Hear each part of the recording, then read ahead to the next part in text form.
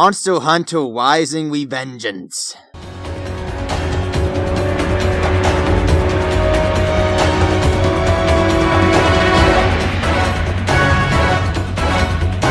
One of the 4 flagship monsters of Monster Hunter Cross, known as the Elite Four, the Dino Valor is easily the powerhouse of the group. Design and concept-wise, the Dino Valor was based off the Kondurow, and it was intended to act as a land-based Rathalos. However, if you ask me, considering how it likes to use its flaming tail, I'm pretty sure the developers were heavily inspired by Raiden from Metal Gear Rising.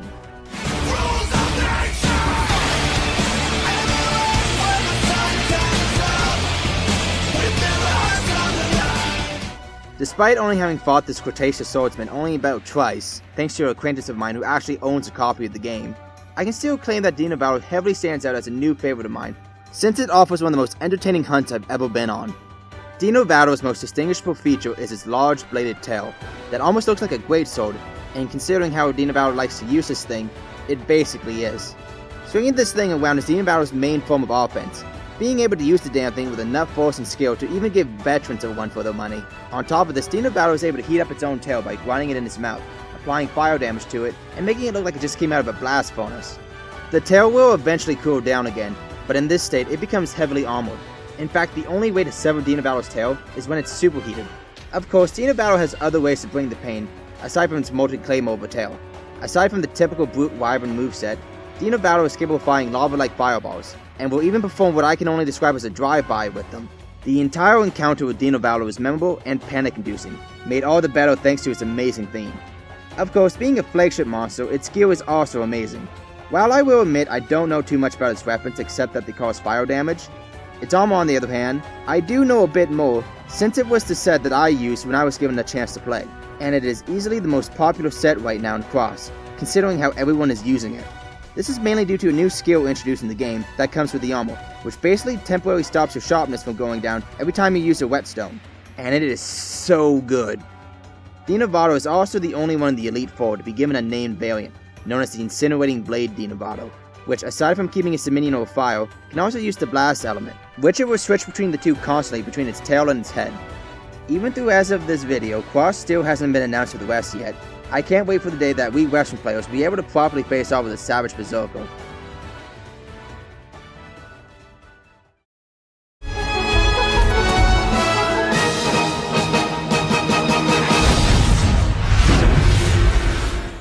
Oh god, my ears!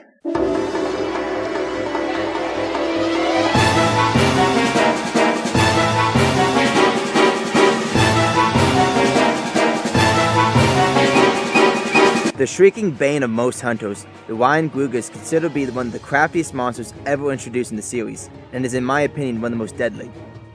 Of course, having the title of Black Wolf Bird, that should be expected. Gruger's intelligence can be demonstrated in its hunt, since Gruger will avoid traps and will become immune to pitfall traps when it becomes enraged. It will also use its roar to a more strategic use than most monsters, as it will always immediately follow up with an attack after stunning you with one of its screams. So bringing high-grade earplugs is important in order to avoid Gruger getting a cheap shot on you. Also, apparently Gruger will automatically retreat from an area if you manage to land a surprise attack on it before it notices you. But I've never seen this happen, so I don't know how true it is. The irony that is surrounding Gruger is that its closest relative, the Ryan Cuckoo, is a monster that ranks pretty highly on the stupidity scale. And despite having a similar look to them, Gruger actually has more in common with monsters like Rathy and Rathalos in terms of how it fights. Gruger will rapidly shoot out fireballs, slam its beak into the ground, whip around its tail that will instantly poison you if you're struck by it, and perform insta-charges, which I'm sure no one finds cheap.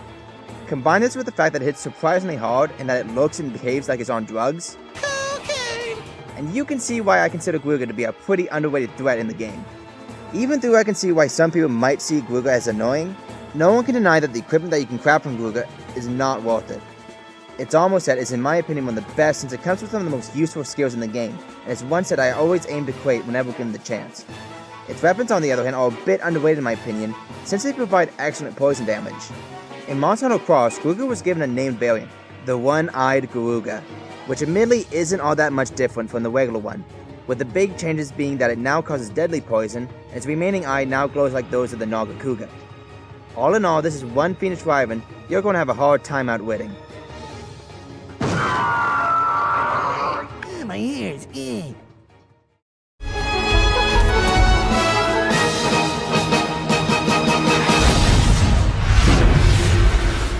Oh, we are going full medieval on this one. The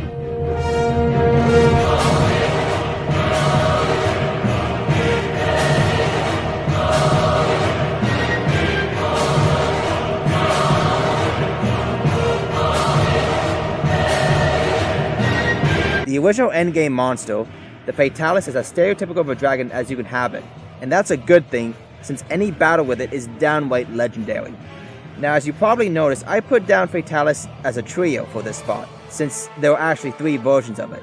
The normal one, or often called Black Fatalis, the Crimson Fatalis, and the White Fatalis. As I'm sure you have already caught on, I tend to save subspecies and variants for the last in my discussions. But the thing is, I'm not sure if the Crimson and White Fatalis are official variants. Now, before you all start typing in the comment section, let me explain my confusion. Considering how they are named and being practically identical in appearance, they should largely be variants, but on the other hand, they each have their own theme, and believe it or not, they are not listed as any form of subspecies, rare species, or any other form of variant on the official Monster Hunter Wikipedia. Now, that could just be a mistake on the wiki's part, but I doubt that since they have every other variant listed. Also, their relationship with one another is a bit contradictory, with some sources claim that a normal Fatalis can go under a mutation resulting in one of the other 2, supporting that they are variants, while other sources claim that all 3 are the same creature but at different stages of its life, and yet still other sources say that they are their own unique species that are just closely related. Long story short, I'm a bit confused, so I'll just be talking about all 3 of them on equal footing, just to cover my bases. So let's start with the Black Fatalis.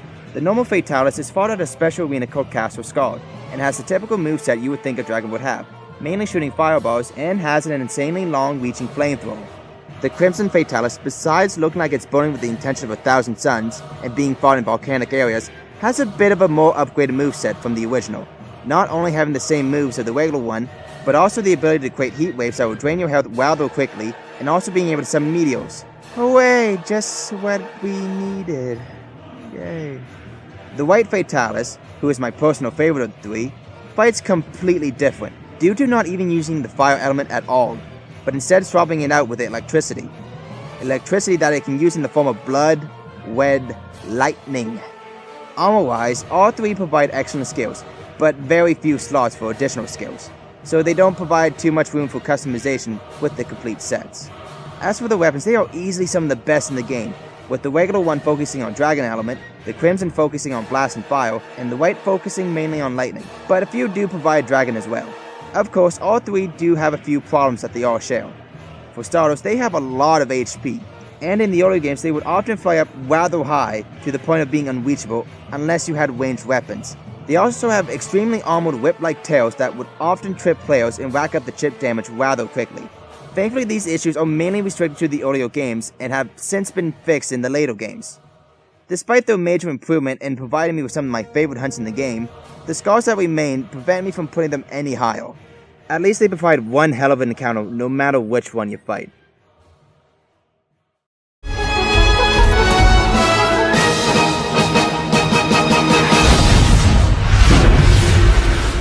Now here is a monster of mammoth proportions.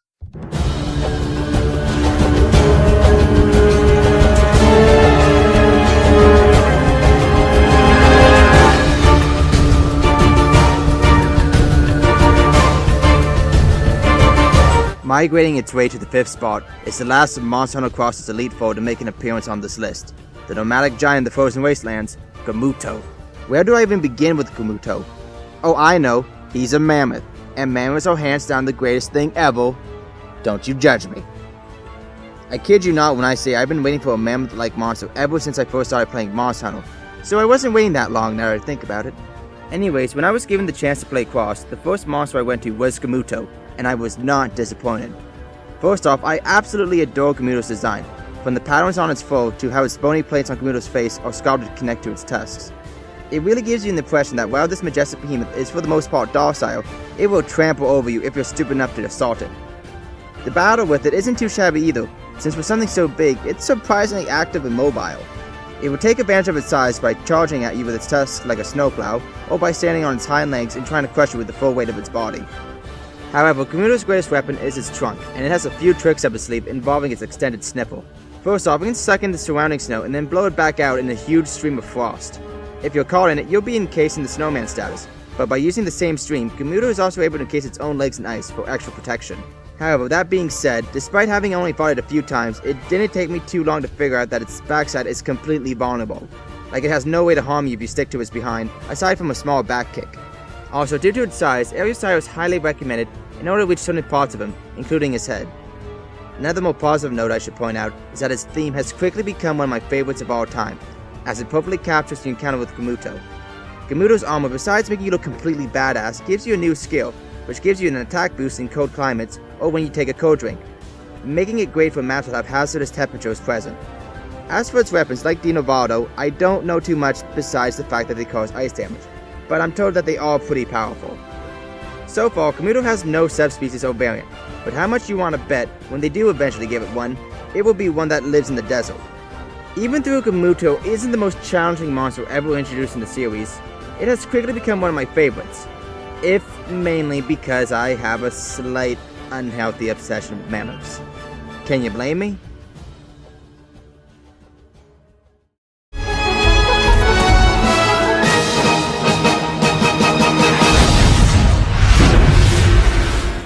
It's time to get shell-shocked.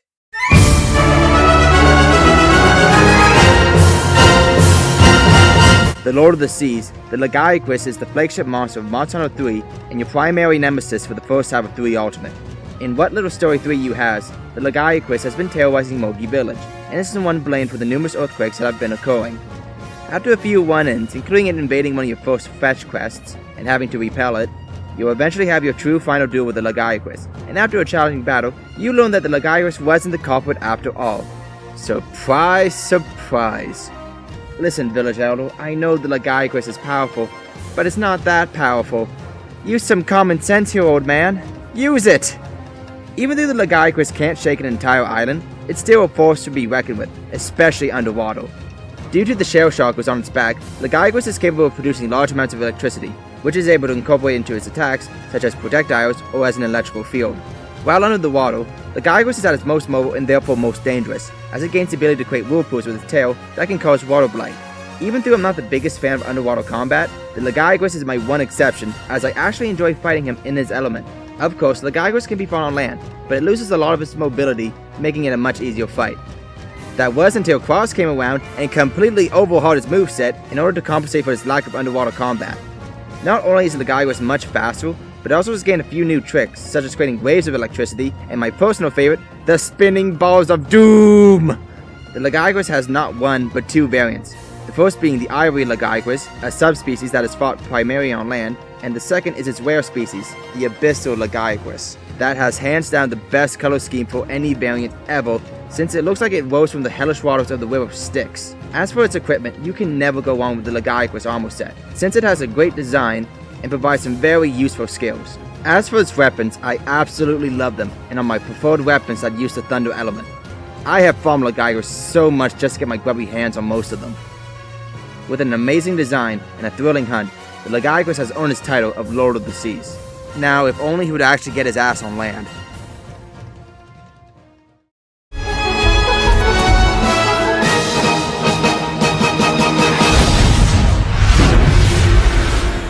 You best be saying your prayers.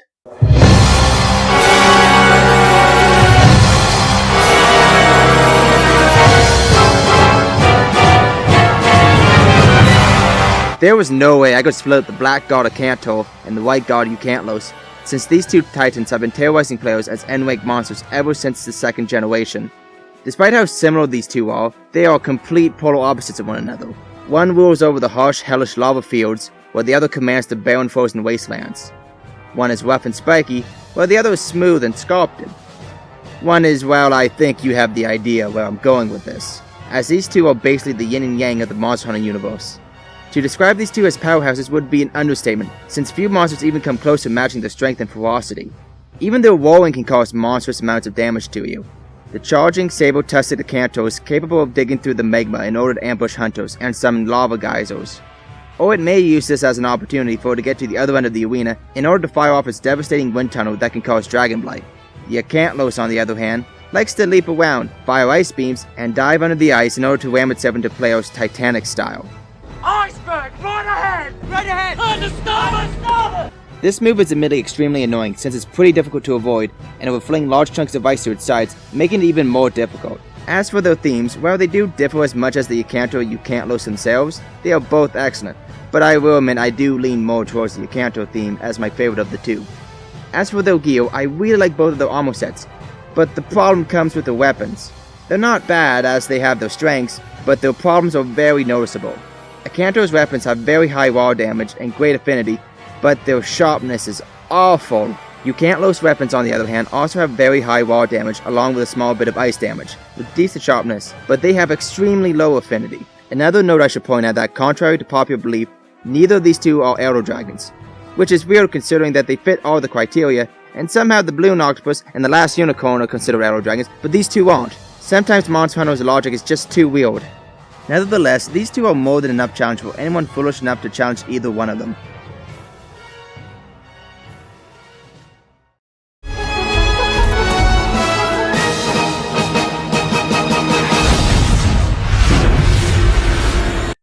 Are you down with the sickness?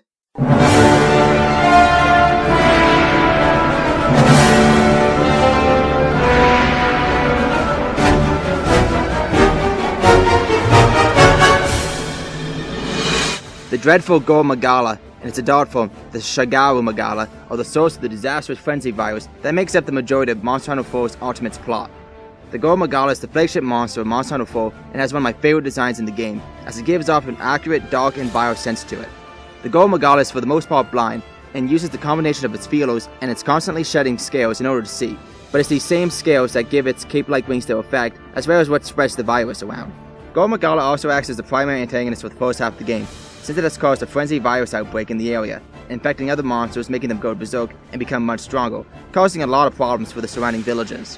It even makes it personal when it ambushes you and your traveling company on your own ship.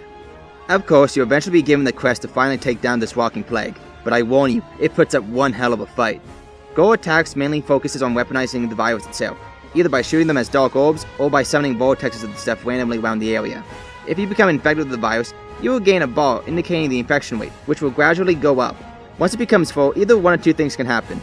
Either A, you succumb to the virus and use your natural healing, or B, you overcome the virus by damaging the goal enough times within its time frame and gain an attack boost. So playing aggressively is encouraged when you become infected. Of course, Gore can go into a frenzy mode itself, which in this state Gore's feelers reveal themselves and will start using its clawed wings in an attempt to crush you. Also, it will block out the sun in this state, which really adds to the atmosphere of the entire fight. After its defeat, you learn that the virus is still lingering because guess what? It not only survived the numerous times you grinded it for materials, but it also molted into its adult form, the Shagaru-Magala, an arrow dragon that rules over the sanctuary. No longer blind, the Shagaru definitely does not like what it sees, since it's basically a Gormagala but in a constant state of frenzy. On top of this, it will create frenzy virus explosions all around the area, forcing you to keep on your move and not stay in one location for too long. There's even a variant of the Gormagala called the Chaotic Gormagala, which is a Gormagala that has failed to become a Shagaru, resulting in one hellish mismatch of the two. As for the equipment, they are amazing. Not just because they allow early access to the dragon element and having great affinity, but also design-wise they change from demonic to angelic as you upgrade them. The Magalas seem to have all the bases covered, and it's very difficult not to have them as my number one, but there is one monster I do like more than them. But only one. Okay, I suppose this is the part of the video where I do a quick recap. So here goes. Number 25, Shengawan. Number 24, Najarala. Number 23, Nibblesnuff. Number 22, Belonga. Number 21, DRaGMaRe. Number 20, the Lamador. Number 19, Kachawacha. Number 18, Chameleos. Number 17, Gorgmazoris. Number 16, Zenogo. Number 15, Agnactor. Number 14, Duan and Gen Moan. Number 13, Rakadios. Number 12, Zamtrios. Number 11, Amatsu. Number 10, Devil Joe. Number 9, Elatrion. Number 8, Dino Baldo. Number 7, Ryan Garuga. Number 6, the Fatalis Trio. Number 5, Gamuto. Number 4, Legaicus. Number 3, Akanto and Ukantless. Number 2, Go and Shagaru-Magala. And with that, we are finally at my number 1 pick.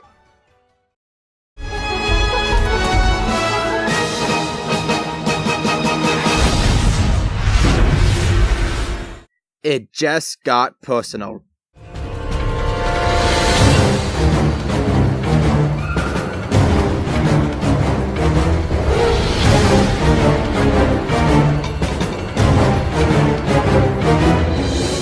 The flagship monster of Monster Hunter Freedom 2, and often accurately described as a locomotive of teeth and claws, the Tigrex is the very definition of absolute power. Wait, I already used that joke, never mind. Unlike other monsters, the Tigrex does not rely on any element or status in order to steamroll hunters. All it needs is for you to be in its line of sight before it sends you back broken to your camp. The Tigrex has a very simplistic design, but with a lot of little details that gives it an extremely lean and powerful, but yet at the same time styled look to it, which really reflects on its behavior perfectly. Its moveset, like its design, is also simple, but don't let it fool you, since it is easily one of the most dangerous and unpredictable movesets in the entire game, since it can combo each of its moves into each other flawlessly. Combine this with the fact that Tigrex is easily one of the most relentless monsters in the game and hits like the force of an air carrier, and you can see why many hunters consider it to be the noob crusher. Its moveset includes charging, tail spins, charging, rolling with enough force to cause bodily harm, and even more charging.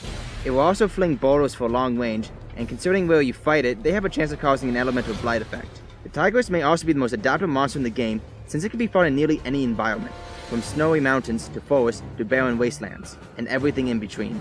The Tigrex equipment is also pretty damn good, with its armor set, while not having the best assortment of skills, do provide ones that focus on adapting to various situations, making it pretty good for blind hunts. Its weapons, while having no elemental or status element, have amazing raw damage and sharpness. It also has a few variants, including its subspecies, the Brute Tigrex, who focuses more on yelling. Its name variant, the ruinous Hook Claw Tigrex, which can explode the very earth which each one of its claws strikes, and my personal favorite, the Molten Tigrex, which Capcom had the brilliant idea of giving it the ability to cause blast blight. However, despite all these positives, the real reason the Tigrex is my favorite monster is because it's a monster that makes its challenge personal. In Monster Hunter Freedom Unite, this thing literally starts the game by kicking you off a mountain. And your entire goal from there is to get strong enough in order to get your revenge. But I didn't start with Freedom Unite. I started with Full Ultimate. And I like to think I felt the same frustration those who started with Freedom Unite did when they first fought the Tigrex. If you would have asked my opinion on the Tigrex when I first started this franchise, it would have easily been one of my least favorites due to the ridiculous amount of times it has crushed me. But at the same time, Tigrex actually taught me how to properly play this game. Up to this point, I was just barely getting through the game and knew very little of its inner mechanics. It forced me to change up my weapons, my armor sets, to actually prepare and plan for my hunts, to take into consideration my armor skills, and the monster's elemental weaknesses.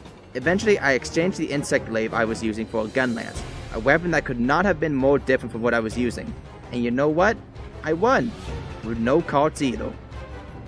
So I fought him again, and again, each time with a different weapon. The Tigrex made me a better hunter, and to appreciate all this game's inner workings, and I would not be as good as I am today without it. The Tigrex has literally become the Apollo to my Rocky. To me, the Tigrex represents everything this game is about. Meeting a challenge, preparing for it, possibly getting destroyed by it, but eventually overcoming it with pure skill and determination. And that is why the Tigrex is my #1 favorite monster. This has been the Toxic Trister. I would like to thank you all for watching my first ever countdown video. And remember to leave your favorite monsters down in the comments below, as I would actually really like to hear your opinions. And with that, I beg you a good day or a good night. I'm out, everybody.